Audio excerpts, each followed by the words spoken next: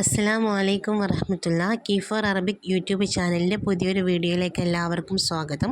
അലിഫ് talent ടെസ്റ്റിന് സഹായകമാകുന്ന രീതിയിൽ 7ാം ക്ലാസ്സിലെ 1ാം യൂണിറ്റിനെ അടിസ്ഥാനമാക്കി ഉണ്ടാക്കിയ ഏതാനും ചോദ്യങ്ങളാണ് ഈ വീഡിയോയിൽ ഉൾക്കൊള്ളിച്ചിട്ടുള്ളത്. മുമ്പ് അപ്ലോഡ് ചെയ്ത വീഡിയോകളൊക്കെ തന്നെ നിങ്ങൾക്ക് ഉപകാരപ്രദമായി എന്ന് വിശ്വസിക്കുന്നു. നമുക്ക് ചോദ്യത്തിലേക്ക് കടക്കാം. ഒന്നാമത്തെ ചോദ്യം നോക്കാം. അലിഫ് ചാനൽ എന്നതിന് അറബിയിൽ എന്താണ് പറയുക എന്നാണ്. ഇപ്പോൾ നമ്മൾ യൂട്യൂബ് ചാനൽ എന്നൊക്കെ പറയുമല്ലോ, അതിന് അറബിയിൽ എന്താണ് പറയുക എന്നാണ് ഒന്നാമത്തെ ചോദ്യം. ഉത്തരം ഖനാത്ത് എന്നാണ് ചാനലിന് അറബിയിൽ പറയുക. അടുത്ത ചോദ്യം നോക്കാം. ഫൗക്ക എന്നതിൻ്റെ ഓപ്പോസിറ്റ് തഹ്ത എന്നാണ്, മുകളിൽ താഴെ എന്നാണ് അർത്ഥം. അങ്ങനെയെങ്കിൽ അമാമ എന്നതിൻ്റെ ഓപ്പോസിറ്റ് എന്തായിരിക്കും എന്നാണ്. അമാമ എന്ന് പറഞ്ഞാൽ മുന്നിൽ, ഫ്രണ്ടിൽ എന്നാണ് അർത്ഥം. അപ്പോൾ അതിൻ്റെ ഓപ്പോസിറ്റ് എന്തായിരിക്കും എന്നാണ് ചോദ്യം. ആൻസറായിട്ട് വരുന്നത് വറാ, പിന്നിൽ. അടുത്ത ചോദ്യം. അബുൻ എന്നതിൻ്റെ മുത്തറാദിഫാണ് വാലിദുൻ എന്ന് പറയുന്നത്, പിതാവ് എന്നർത്ഥം.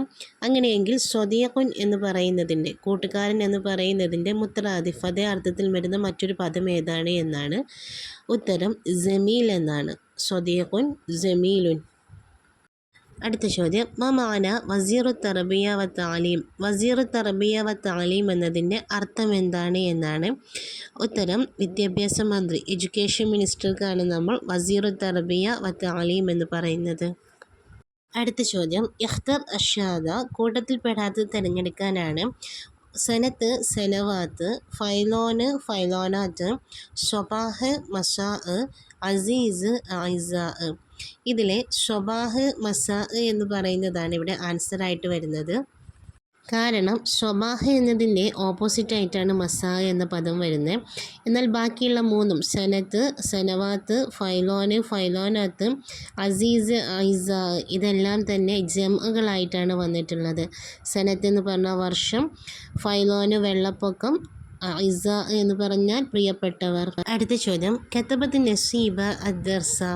നസീബ പാഠം എഴുതി എന്നാണ്. ഇഖ്തർ അൽ ഫാഇല എന്നാണ്. ഈ സെൻറ്റൻസിലെ ഫായിലിനെ തിരഞ്ഞെടുക്കാനാണ്. നമുക്കറിയാം, ഒരു സെൻറ്റൻസിലെ പ്രവൃത്തി ചെയ്യുന്ന വ്യക്തിയെയാണ് നമ്മൾ ഫായിൽ എന്ന് പറയുന്നത്. അതുകൊണ്ട് തന്നെ ഈ സെൻറ്റൻസിലെ ഫായിലായിട്ട് വരുന്നത് നസീബ എന്ന് പറയുന്ന പദമാകുന്നു. അടുത്ത ചോദ്യം. മാ ഹാദിഹി സൂറ. ആ ചിത്രത്തിൽ കാണുന്നത് എന്താണ് എന്നാണ്. ഉത്തരമായിട്ട് വരുന്നത് അൽ കുർസിയുൽ മുത്തഹരിക് എന്നാണ്, അഥവാ വീൽ ചെയർ. അടുത്ത ചോദ്യം. അരീബ് സെൽഫ് കോൺഫിഡൻസ്. സെൽഫ് കോൺഫിഡൻസ് എന്നതിന് എന്താണ് അറബിയിൽ പറയുക എന്നാണ്. ഉത്തരം സിഖത്തുൻ നഫ്സ്.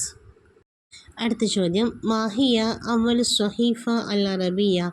ആദ്യത്തെ അറബി പത്രം ഏതാണ് എന്നാണ്. ഉത്തരം അൽ വഖായിഉൽ മിസ്രിയ.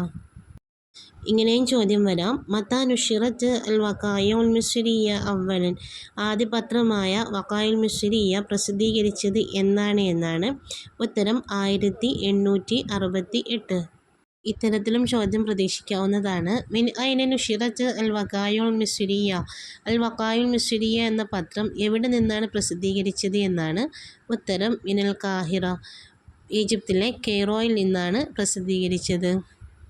അടുത്ത ചോദ്യം. വസല ഹംദാൻ ഇലൽ ബൈത്തി ഡേഷ്. ഹംദാൻ വീട്ടിലേക്ക് സന്തോഷവാനായിക്കൊണ്ടെത്തി എന്നാണ് ഇവിടെ പറയേണ്ടത്. ഓപ്ഷൻസ് നോക്കാം. മസ്റൂറൻ, മസ്റൂരിൻ, മസ്റൂറിൻ എന്നാണ്. ഇവിടെ കറക്റ്റ് ആൻസറായിട്ട് വരുന്നത് മസ്റൂറൻ എന്നാണ്. ഇവിടെ മസ്റൂറൻ എന്ന് പറയുവാനുള്ള കാരണം, ഈ പദം ഇവിടെ സൂചിപ്പിക്കുന്നത് ആ സെൻറ്റൻസിലെ ഫായിലിൻ്റെ അവസ്ഥയാകുന്നു. ഇങ്ങനെ ഫായിലിൻ്റെ അവസ്ഥയെ സൂചിപ്പിക്കുന്ന പദത്തെയാണ് നമ്മൾ അറബിയിലെ ഹാല് എന്ന് പറയുന്നത്. ഈ ഹാലായിട്ട് വരുന്ന പദങ്ങൾ എപ്പോഴും മൻസൂബായിരിക്കും, അഥവാ അതിൻ്റെ അവസാനത്തിൽ എപ്പോഴും ഫതഹായിരിക്കും വരുന്നത്. അത് മനസ്സിലാക്കി വെക്കുക കേട്ടോ.